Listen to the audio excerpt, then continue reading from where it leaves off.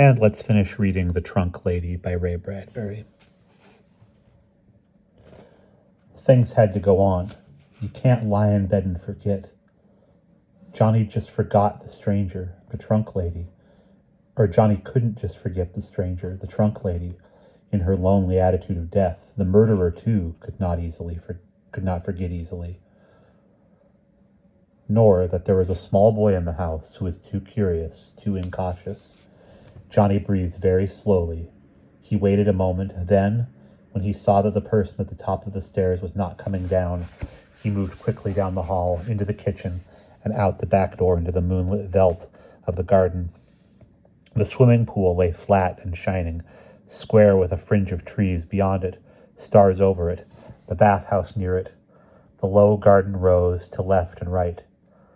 Farther down was the greenhouse and the garden tool shed. Johnny ran. The shadows of the tool shed offered temporary haven. Looking back, he detected no movement in the house, no light.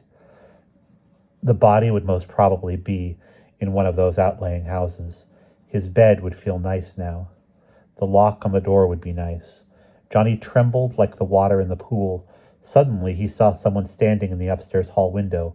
There was just a hint of a standing figure there, looking down, as it had looked down from the top of the stairs. Then it was gone. Now, down the gravel drive, on the side of the house, footsteps sounded. Someone was coming from the front of the house, around under the sycamores. Someone moving in sycamore shadows, stealthily and unseen. Then, very suddenly, breaking into half-light, she was there. She, not mother nor grandmother, but emerging into the moonlight, half in flecked shadow, was the trunk lady. She looked at Johnny. Far across the garden, she said nothing. Johnny swallowed tightly and blinked. He held on to himself, his thighs, his knees with clenched fingers. He crouched and squinted and stared in raw disbelief. A night wind set the sycamore leaves to shivering. From away off, an auto horn hooted like a lonely owl. She was not dead after all. The whole house had tried to fool him. This was some fantastic jest he could not understand. They were all against him. His teacher was alive. There was no murder, no death. She was here, for him alone. In his hour of loneliness, she was here. He darted out into the moonlight, panting, not yelling, not laughing. He ran toward her across the grass, to the tiles of the swimming pool, across the tiles, around the pool, and toward the sycamores. She stood, waiting for him, arms outstretched to take him into their soft embrace, sycamore shadows stirring over her cocktail dress, setting it into dreamy motion. He said, "Ellie, is that you?" He reached the rim of the stirring shadow and screamed. The universe seemed to explode. The cocktail dress whirled madly, toppling into drunken insanity. The trunk lady bent, and there came a hoarse panting sound. She was fainting. No. She was falling. A shadow hit him across the face, jarring his senses. Once, twice, 3 times. He fell to his knees, and before he could rise, fingers were over his face. Fingers that numbed him, gripping tight his sobbing mouth. Mother! The thought slammed him. Mother, dressed in the trunk lady's cocktail dress, decoying him out into her arms, fooling him. "Mother, don't kill me, don't kill me," he tried to cry. "I'm sorry I tried to bring the police. Mother, you love father. Is that why you killed Ellie? Mother, let me go. Mother, you looked so much like her standing in the sycamore shadows." But the hands would not let him go. There was a rushing, a body against him, a series of shocks. The fingers were so strong, so much thicker than they should be, much thicker. Johnny screamed inwardly, drawing air in an awful, slobbering whistle. The house leaned over him as if to collapse and crush him in its fall. The great old sleeping house, with everyone sleeping in it, unaware that this silent struggle was happening by the flat shine of the pool. Suddenly he realized that it was not Mother, not the trunk lady. The fingers were too strong. Who is stronger than Mother? Sterner, more quick and hard. Grandmother, perhaps? The body was too hard against him. He half broke free and saw the flat of moonlight, the flimsy cocktail dress lying alone, sprawled, and a mannequin hand thrown into the light. The mannequin was on the ground, dead plastic, cold. Someone else was behind Johnny, holding, fighting, Cousin William. But there was no smell of cognac.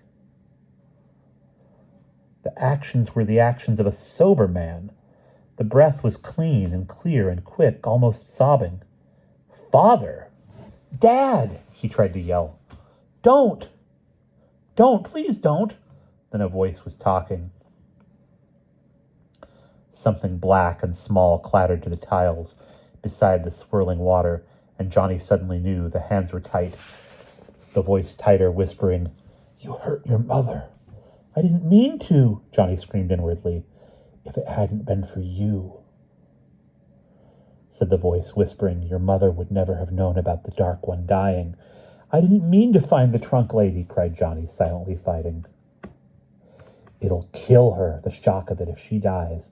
I won't want to live. She's all I've ever had, since 20 years ago when it all happened, the voice husked on. Ellie came to the party. They tried to fool me, make out she was somebody else, but I guessed. She came upstairs in her cocktail gown, and I gave her a glass of brandy with sleeping powder in it. I put her to gentle sleep in the old trunk. Nobody would have known if you hadn't looked. Ellie would have just disappeared forever. Only Grandma and me would know. But you're dark, too. You're dark, just like Ellie, his voice whispered. Sometimes when I look at you, I see her face. So now... The Dark One. Johnny's mind spun, ached, and thrust to get free. Uncle Flinny. Uncle Flinny, he thought. Why do you call Ellie the Dark One? Why your bedtime stories, Uncle Flinny? For so many years you've told the same story, the same strange story about the Dark One and the beautiful woman, and now the Dark One came to be my teacher. And why did you kill her? What did she do to you? Why do you call her the Dark One? What does the bedtime story mean? I don't know. Don't kill me, Uncle Flinny. The water's cold and shining tonight. I don't want to be under the cold shine of it. Johnny grabbed onto the body behind him and fell forward. The two of them plunged, screaming into the pool. There was a great plunging nausea. The fingers released him. There was a fighting in wet darkness. Water stabbing his nostrils, bubbles breaking from his lips. When Johnny broke surface, there was a great sound of air rising from below, a dim surging of an old man jerking against the lazy tide. The man never came to the surface again. Just the bubbles came. Johnny was crying, screaming to himself as he dragged himself from the pool and saw her lying there so lonely and tired, the mannequin in the cocktail dress. His foot knocked something dark and small rolling on the tiles. He picked it up. One of the dark chess pieces Uncle Flinny was always stealing from the chess set in Grandma's room. Johnny held it tight, not seeing it really, and looked at the pool with the slowing ripples on it, where Uncle Flinny slept below. It was crazy, so crazy he couldn't stand it. He looked at the house through blurred eyes, and he was shaking like a sick dog. Lights were clicking on all over it. Windows in squares of yellow and orange. Father was running downstairs shouting, and the back door was opening just as Johnny collapsed, sobbing upon the cold, hard tiles. Mother sat on one side of the bed, Dad on the other side. Johnny got his crying all out of him and lay back and looked at Dad. Then Mom. Mom? She said nothing but smiled weakly and held onto his hand so tightly. Mom, oh Mom, Johnny said, I'm so tired, but I can't sleep. Why? Why, Dad? He looked at Dad again. Dad, what happened? I don't know. Dad found it hard to say. He said it anyway. Uncle Flinny was married 20 years ago. His wife died when their baby was born. Uncle Flinny loved his wife very much. She was very beautiful and good. Uncle Flinny hated the baby. He'd have nothing to do with it. He thought the baby was a murderer. You can understand how he felt, can't you? You can understand how I'd feel if Mother died. Johnny nodded weakly, not too sure at all that he understood. Uncle Flinny put the baby in a girl's home somewhere. He wouldn't tell us where. She grew up, bitter, hating Uncle Flinny because he treated her unfairly.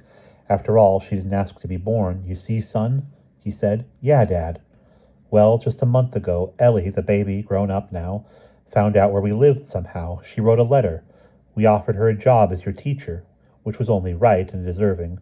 We thought to keep it secret from your uncle. When Ellie came and went upstairs during the party, Uncle Flinny guessed who she was. Dad couldn't speak for a moment. He closed his eyes.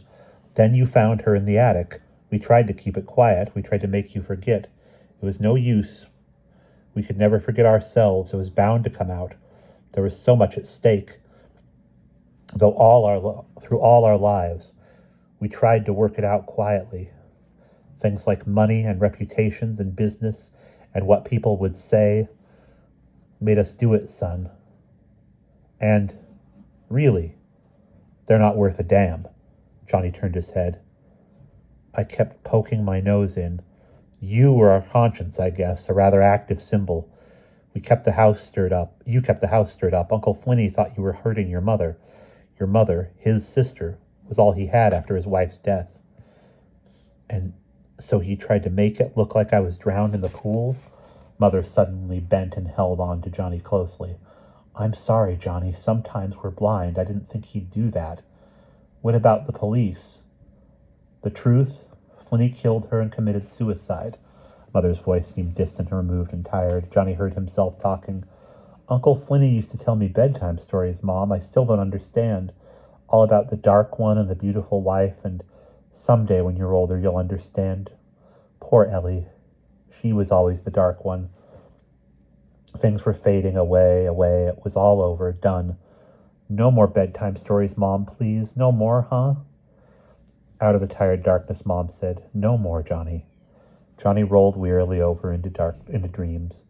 His left hand opened and the small black object in it fell clattering to the bedroom floor. He was asleep even before the black night ceased rolling. And that is the end of The Trunk Lady.